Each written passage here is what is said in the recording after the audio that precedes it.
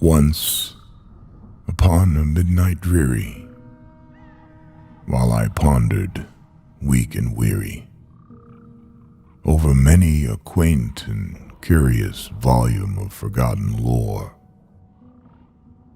while I nodded, nearly napping, suddenly there came a tapping, as of someone gently rapping at my chamber door. "'Tis some visitor," I muttered, tapping at my chamber door.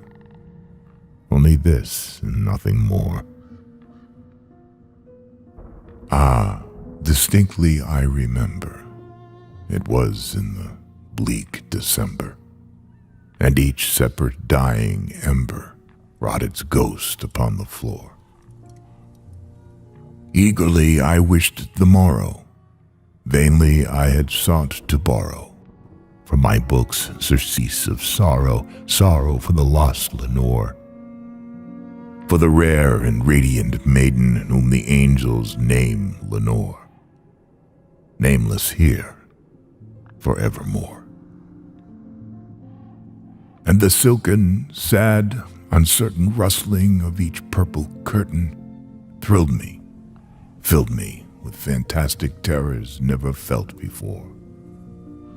So that now, to still the beating of my heart, I stood repeating, "'Tis some visitor entreating entrance at my chamber door, some late visitor entreating entrance at my chamber door.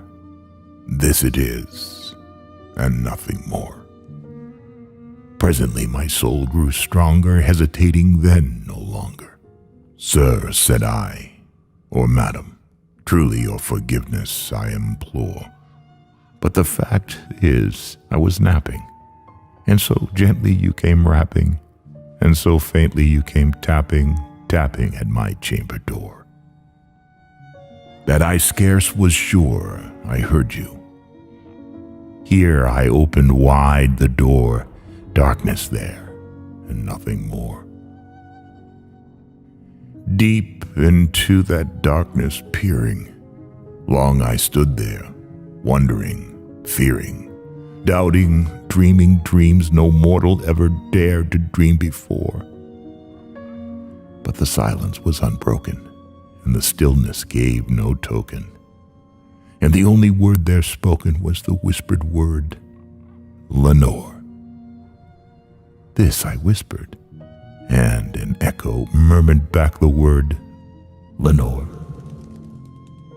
Merely this and nothing more. Back into the chamber turning, all my soul within me burning, soon again I heard a tapping somewhat louder than before. "Surely," said I, "surely that is something at my window lattice. Let me see, then, what thereat is, and this mystery explore. Let my heart be still a moment, and this mystery explore. 'Tis the wind, nothing more." Open here I flung the shutter, when, with many a flirt and flutter, in there stepped a stately raven of the saintly days of yore.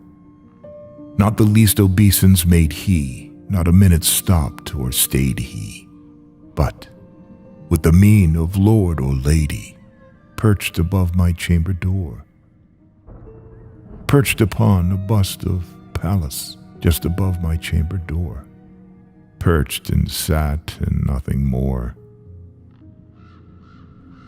Then this ebony bird beguiling my sad fancy into smiling, by the grave and stern decorum of the countenance it wore. "Though thy crest be shorn and shaven, thou," I said, "art sure no craven, ghastly, grim, and ancient raven, wandering from the nightly shore. Tell me what the lordly name is on the night's Plutonian shore." Quoth the raven, "Nevermore." Much I marveled, this ungainly fowl, to hear discourse so plainly, though its answer little meaning, little relevancy bore. For we cannot help agreeing that no living human being ever yet was blessed with seeing bird above his chamber door, bird or beast upon the sculptured bust above his chamber door, with such name as nevermore. But the raven, sitting lonely on the placid bust, spoke only that one word, as if his soul in that one word he did outpour. Nothing farther than he uttered, not a feather than he fluttered, till I scarcely more than muttered, other friends have flown before. On the morrow he will leave me, as my hopes have flown before. Then the bird said, nevermore. Startled at the stillness broken by reply so aptly spoken, doubtless, said I, what it utters is its only stock and store, caught from some unhappy master whom unmerciful disaster followed fast and followed faster till his songs one burden bore, till the dirges of his hope that melancholy burden bore, of never, nevermore. But the raven still beguiling all my fancy into smiling, straight I wheeled a cushioned seat in front of bird and bust and door. Then upon the velvet sinking, I betook myself to linking fancy unto fancy, thinking what this ominous bird of yore, what this grim, ungainly, ghastly, gaunt, and ominous bird of yore meant in croaking, nevermore.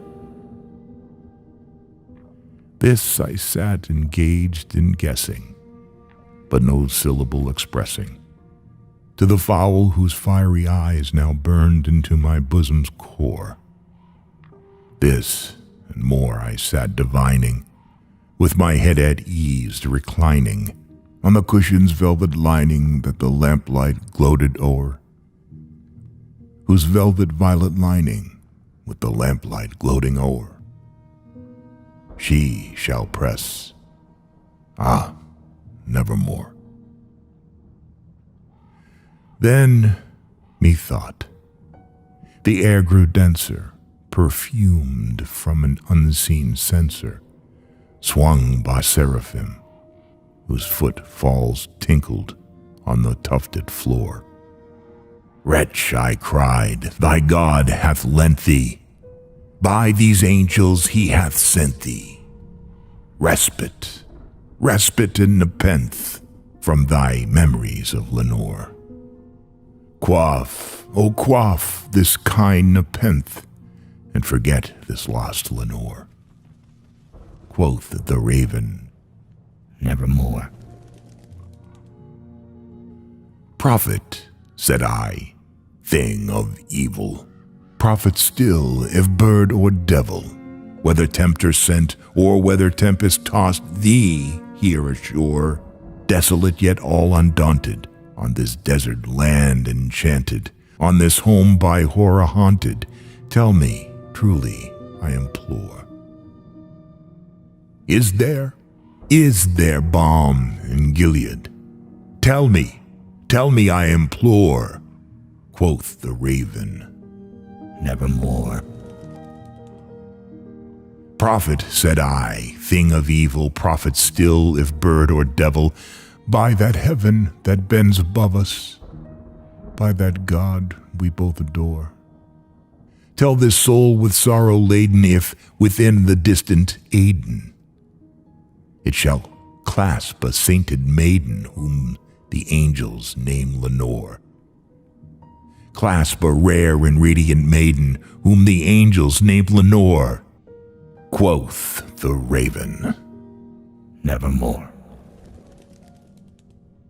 Be that word our sign of parting, bird or fiend, I shrieked, upstarting. Get thee back into the tempest and the night's Plutonian shore. Leave no black plume as a token of that lie that soul hath spoken. Leave my loneliness unbroken, quit the bust above my door. take thy beak from out of my heart, and take thy form from off my door. Quoth the raven, "Nevermore." And the raven, never flitting, still is sitting on the pallid bust of Pallas just above my chamber door. And his eyes have all the seeming of a demon's that is dreaming, and the lamplight o'er him, streaming, throws his shadow on the floor. And my soul from out that shadow that lies floating on the floor shall be lifted nevermore.